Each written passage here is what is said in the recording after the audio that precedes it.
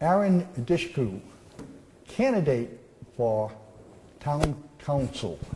Aaron, I hope I pronounced your last name correctly. I know it's an Albanian name. Do I have that correct? Yep. It is. How did I do? Not bad. Okay, let's get better than when we started. Well, first of all, my compliments for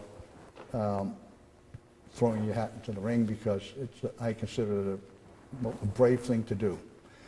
So the question that leads to, what was your thinking process when what threw the switch that said, I think I want to join the town council, and this is a reason. Well, or these are the reasons. Yeah, probably more than one. The main reason is, I think most people know, and we've talked a little bit about it, I'm from Watertown. I grew up here. I have 3 siblings who also all grew up here. So I've gone through the schools and I've seen the town change over the years. So, and I've left Watertown. So I've been gone. I only came back 2 years ago after being gone for a long time. Traveled all over the world, actually, but and made my own family. So we decided to come back and live here. We decided to come back and live here because I really love this town. And my mother and my stepfather are still here, and my mother-in-law is here. And I want to do what's good for this town, and I want to make it a town where I want my kids to get a good education and grow up and have the same quality of life that I did. Mm-hmm. Well, Aaron, let me just jump in here a minute. You do have an interesting background. You graduated Watertown High School class of '91. I know that because you graduated with my daughter Myra. So mm-hmm. I always remember the year you graduated. But then you went on to Suffolk University and you got your degree in history. And then you joined the Peace Corps. Sure did. For 3 years. Yep. And wound up in South America. Mm-hmm. And tell us a little Thanks to a good Watertown High School foreign language program. Somehow that was my best credential for getting there, was that I spoke the language. And you want me to tell you a little bit about it? I think it would be fascinating to hear about the Peace Corps and what you did and where you did it. Well, it was a pretty small village in the northwest part of the country, near the Colombian border, and it was a very diverse village because it was populated by people from an indigenous tribe there. What country was it? You didn't mention the country. It's called Ecuador. Okay, the country of Ecuador. Yeah, okay. right on the equator. That I've heard of, yeah. Yeah. So, well, it's if you get me going on it, I could talk your ear off for hours, but we don't have that much time. I'll tell you the take-home.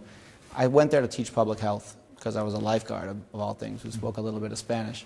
But I ended up transitioning into a natural resource promoter and kind of sustainable agriculture outreach specialist, because it was an area of the country that was really facing a lot of environmental crisis because of land use change, because there was a lot of big agents coming in and taking a lot of lumber and then transforming the landscape into these big plantations, which are monoculture plantations of African oil palm.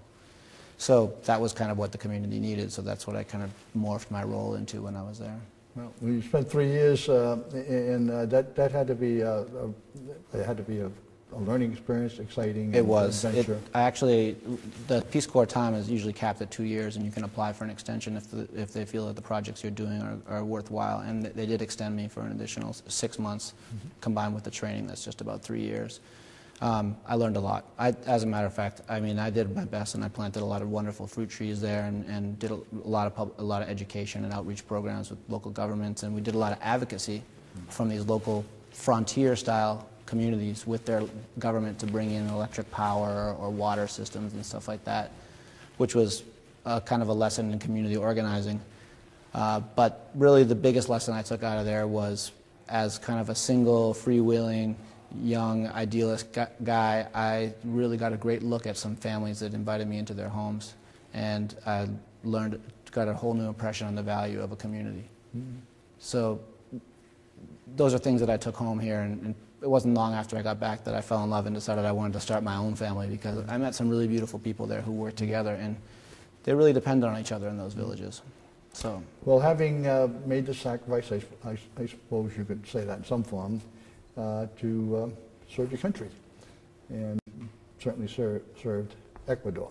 Yeah. But anyway, at some point you decide that you're going to come back home, and you go to graduate school at Clark University, and then you get your MS and start work. Yeah. What was your degree in, and how does it apply to what you're doing? My degree is in something called, the degree is officially called Masters of Arts in Geographic Information Sciences for Development and the Environment. Mm-hmm. It's a big name. Yeah. It's Geographic Information Sciences are these systems that actually are not a lot different from Google Maps, mm-hmm. except it's a lot deeper than that, because in Google Maps you have your rivers, you have your roads, you have your all sorts of different layers in there, and the kinds of analysis you can do with those things when you overlay census blocks or soil types or forest cover are what I was learning to do in the degree. So I did a lot of work with that through school, and then as a consultant afterward, and then internationally. And now I decided that I kind of wanted to work more on a local level, and I work for an agency of the USDA called the NRCS, mm-hmm. which used to be called the Soil Conservation Service under FDR, in case you've heard of it. Well, as a member of the town council, you certainly would burrow down into environment that we face here in Watertown, and probably how it affects the state. So you've lived here your entire life, and well, let's talk about the environment just a bit. Well, I mean, the GIS, as I mentioned, it's a Master of Arts, but it's been applied in my career. I've used it on all sorts of different things. I use it right now to do planning for conservation on private lands, basically. And so it's relevant, I think, because if you've heard of this Collins Center review of the DPW that we just had, one of their first recommendations was, let's throw a GIS into this town so that we can more efficiently run our business in that area. And it's something that people in the town hall have been doing in other areas, but it's something that I would be 100% behind. Mm-hmm.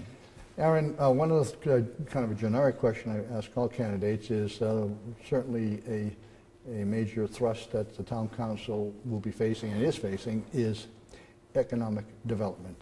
Mm. Now it's a big term, but why don't you kind of give me... Yeah, I want to talk about that. Let me just get to the point on the stormwater, on the environment though.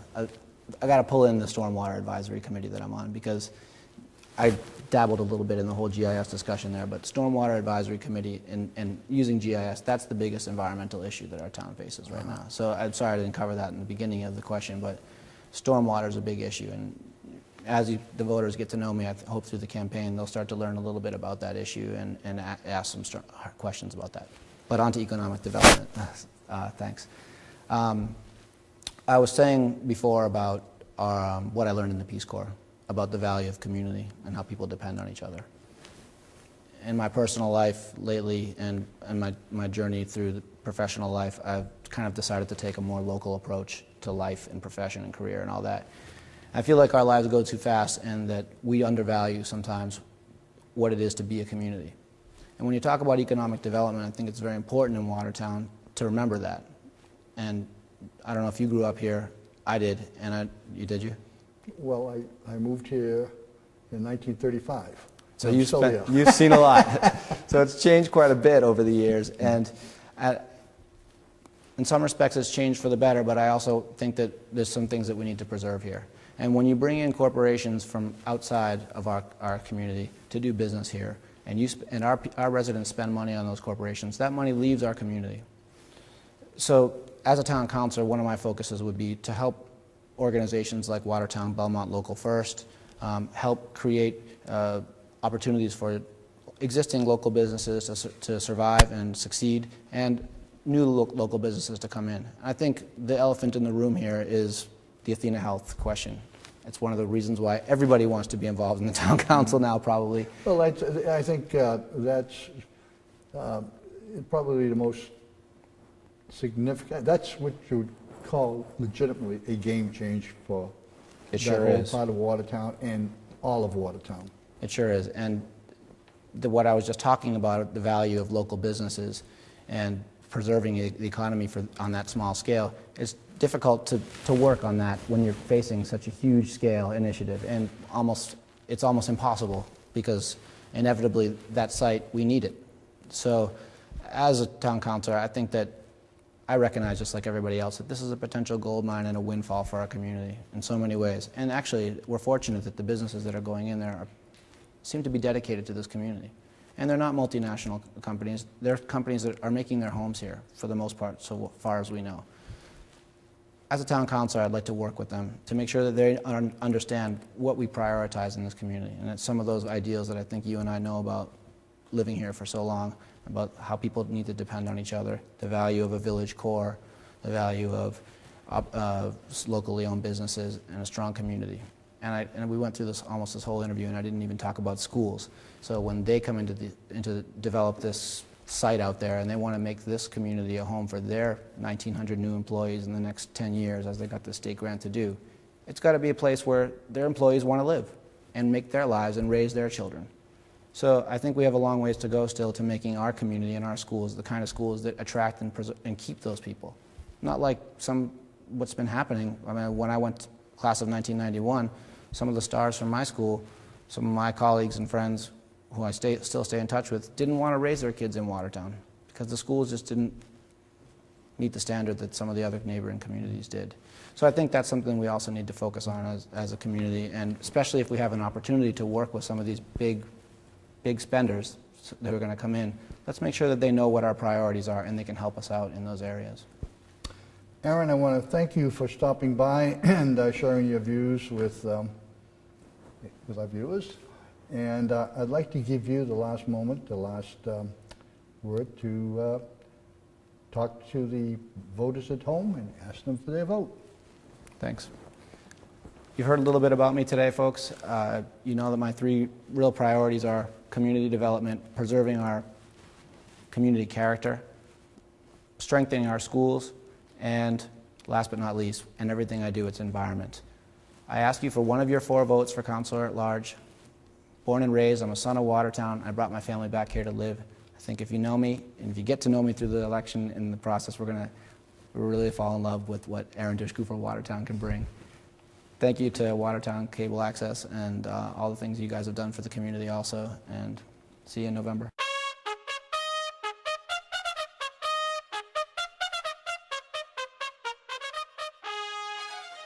I would like to thank you for your joining us for the special presentation of Watertown Cable's Election 2013 Meet the Candidates mini-series. We hope this presentation has provided you with enough information to make an informed decision when you cast your vote November the 5th. Remember, every vote counts in this very important election. If you vote, the decision is yours. If you don't vote, the decision is theirs. We hope you enjoyed this program and hope you will join us for others episodes. I'm Bob Kaprielian, and I will see you at the polls.